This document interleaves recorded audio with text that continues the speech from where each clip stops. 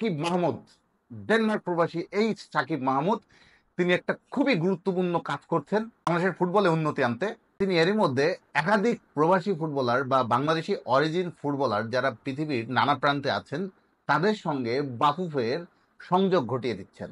যিনি মূলত বাফুফের সঙ্গে সংযোগ ঘটিয়ে দিচ্ছেন প্রবাসী ফুটবলারদের, আমরা তার কাছ থেকেই বরং শুনি পুরো গল্পটা, কারণ তিনি হচ্ছে সবচেয়ে অথেন্টিক সোর্স।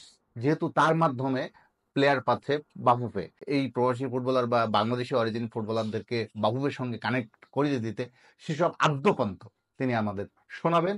আমরা শুরুতে সাকিব মাহমুদের পরিচয়টা জেনে নিই। ফুটবলের সঙ্গে কিভাবে ইনভলভ হলেন, তিনি কিভাবে অরিজিন ফুটবলারদের সঙ্গে তিনি যুক্ত হলেন, প্রথমে তার পরিচয়টা আমরা শুনে নিই। সাকিব ভাই, আপনি আমাদেরকে বলুন, আপনি আপনার নিজের পরিচয়টা যদি আপনি আমাদেরকে একটু, আমার ভিউয়ার্স বা আমার অডিয়েন্সকে একটু আপনি খুলে বলতেন আপনার বিষয়টি। আসসালামু আলাইকুম, আমার নাম সাকিব।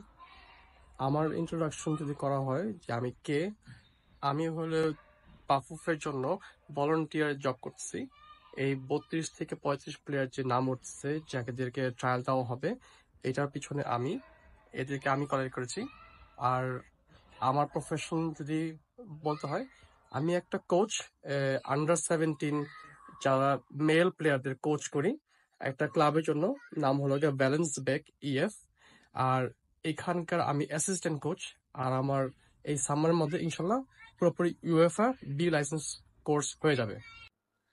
বাংলাদেশি অরিজিন যে ফুটবলারদেরকে নিয়ে বাফুফের সঙ্গে কাজ করা, এই ভাবনাটা আসলে কিভাবে হলো, শুরুটা কিভাবে হলো, কিভাবে আপনি শুরু করলেন এই কাজগুলো? গত 2.5 বছর ধরে আমি চেষ্টা করছিলাম যে এই প্লেয়ারদেরকে আমি কালেক্ট করে বাফুফের কাছে প্রেজেন্ট করব। সো এই 2.5 বছর ধরে বাফুফের সাথে আমার কানেকশন হয়নি আনফরচুনেটলি। তবে সবকিছুর জন্য একটা বলতে গেলে, যদি আপনি সবর রাখেন, সবর দিয়ে আরো কাজটা আগে বাড়বে। সো লাকিলি এই আমাদের নভেম্বর মাসে বাফুফেতে নতুন কমিটি যখন ঢুকেছে, সো মিস্টার ফাহাদ করিম স্যার যখন অফিস এসছে, উনি একমাত্র যে আমার প্রজেক্টে বিশ্বাস করেছে। সো ওনাকে দিয়ে সব কাজ আগে বাড়তেছে। আমি কারোর সাথে সেরকম পার্সোনাল কথা বলি নাই। তবে এরপর থেকে যে অয়ন স্যার আমাদের টেকনিক্যাল স্টাফকে যে কাজ করে, আর আমাদের টিটু স্যার, এই তিনজনকেই আমি বেশিরভাগ আমার ইনফরমেশন দেই।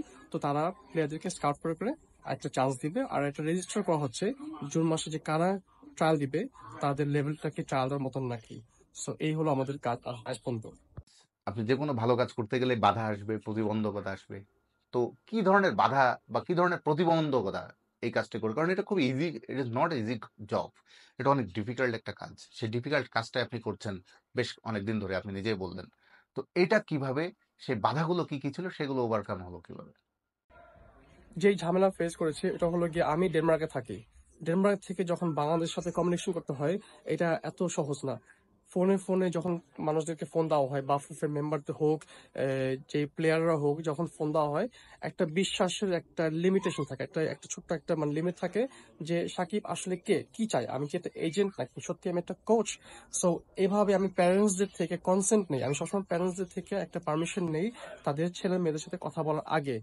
এই বাচ্চারা, যখন আমি যে বাচ্চাদের বলি, কারণ তারা স্টিল বাচ্চা, 16 বছর হোক 17 বছর হোক, প্যারেন্টসদের কনসেন্ট নিতে হয়। আর এরপরে যখন তারা 20, 22, 25 বয়স, এই বয়স হলেও আমি প্যারেন্টসদের থেকে কনসেন্ট নিব, কারণ বাবা মার দোয়া দিয়ে আমরা তো আগাতে পারবো। এটি হলো গিয়ে আমার একটা কনসার্ন ছিল প্রথম থেকে, যে আমাকে কি ফোনে ফোনে বিশ্বাস করবে নাকি। তো আলহামদুলিল্লাহ, সবাই আমাকে বিশ্বাস করে, আপনার এত দূর আগে এসেছি সবাই মিলে। কিভাবে বাংলাদেশি অরিজিন ফুটবলারদেরকে আপনি এক জায়গায় করেছেন? তাদের কোন প্ল্যাটফর্মে তাদেরকে আপনি এক পয়েন্টে মিলিয়েছেন? তাদেরকে বাফুফের সঙ্গেই বা কিভাবে আপনি কানেক্টেড করেছেন? একটু ডিটেইল যদি বলতেন। আমি এই প্লেয়ারদের যে কিভাবে কালেক্ট করেছি, এটার ব্যাপারে কেউ আসলে এত নিউজ করে নাই, তবে করা উচিত। কারণ আমি একা না সবকিছুর মধ্যে।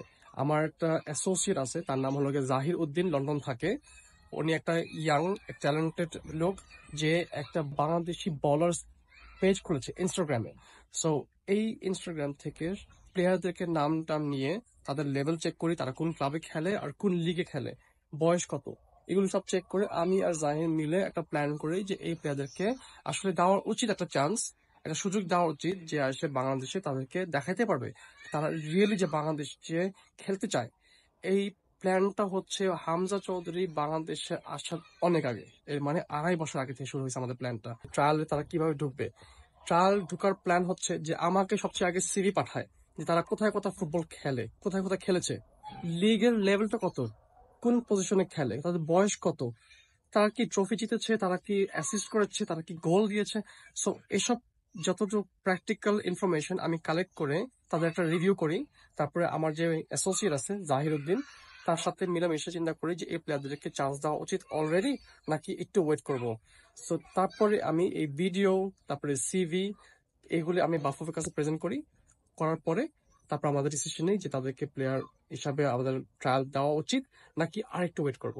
আর আমাদেরকে যদি আপনি কিছু পটেনশিয়াল ফুটবলার বা সম্ভাবনাময় কিছু ফুটবলারদেরকে নাম বলতেন, যারা এখন আসছে, ফিউচারে আসতে পারে, যাদেরকে নিয়ে বাংলাদেশ ফুটবল আশাবাদী হতে পারে। বাংলাদেশের অডিয়েন্স কিন্তু এটা খুব জানতে চায়। নতুন নতুন একটা নাম যখন আমরা শুনি, মানুষ খুব আগ্রহ নিয়ে শোনে, দেখতে চায় যে কারা আসছে বাংলাদেশ ফুটবলে, কোন প্রবাসী ফুটবলার বা বাংলাদেশের অরিজিন ফুটবলার যারা আসতে চাচ্ছেন। এরকম কিছু ফুটবলের নাম আপনার কাছে জানতে চাই। কিছু কিছু প্লেয়ারের নাম নিব যেটা আপনি অবাক হয়ে যাবেন যে বাংলাদেশ খেলতে আসবে। আমি অলরেডি অনেকবার বলেছি এই কথাটা, যে আমার ফার্স্ট প্রায়োরিটি প্লেয়ার যে আছে তার নাম হলো কারিম হাসান স্মিথ। সে 25% সোমালিয়ান, 25% জামাইকান, 25% ব্রিটিশ আর 25% বাংলাদেশি। তো বাংলাদেশে খেলতে আসতেছে, তাহলে আপনি বুঝতে পারছেন যে বাংলাদেশের রক্তর জোর কত, যে সে বাংলাদেশ খেলতে আসতে চায়। সো এই হলো আমার প্রথম প্লেয়ার। সেকেন্ড প্লেয়ার আমার হচ্ছে আরিয়ান, আরিয়ান রাহিম।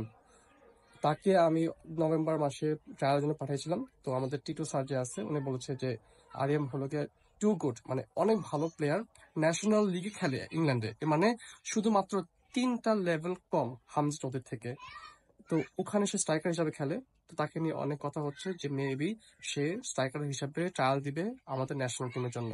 এই দুইটার নাম আমি আপাতত নিতে পারবো, আরো নাম অনেক আসবে। সো প্লিজ আপনারা সবর করেন। Thank you.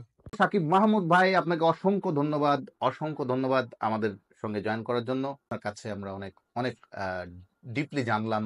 কারণ আসলে দেখুন, আমরা নানা ধরনের ইনফরমেশন পাচ্ছি, কারণ অনেক ফুটবলারকে আমরা আসলে স্পষ্ট চিনি না। আপনার মাধ্যমে কানেক্ট হচ্ছে বাংলাদেশ ফুটবলে, এবং নানা মাধ্যমে তথ্য পাচ্ছি, ফলে তথ্যে কিন্তু অনেক বিভ্রাট থেকে যাচ্ছে। আমরাও কিন্তু নানাভাবে তথ্য পেয়ে বলছি মানুষকে, কিন্তু আমি চাচ্ছি অথেন্টিক জায়গা থেকে তথ্যটা পেতে, যাতে আমাদের অডিয়েন্স সঠিক তথ্যটা পাক, বাংলাদেশের ফুটবল প্রেমীরা সঠিক তথ্যটা পেয়ে আরো আশাবাদী হোক, এবং বাফুফে যেন আরো ট্রান্সপারেন্ট ওয়েতে এই ফুটবলারদেরকে নিয়ে কাজ করতে পারে, ভালোভাবে ট্রায়াল করতে পারে।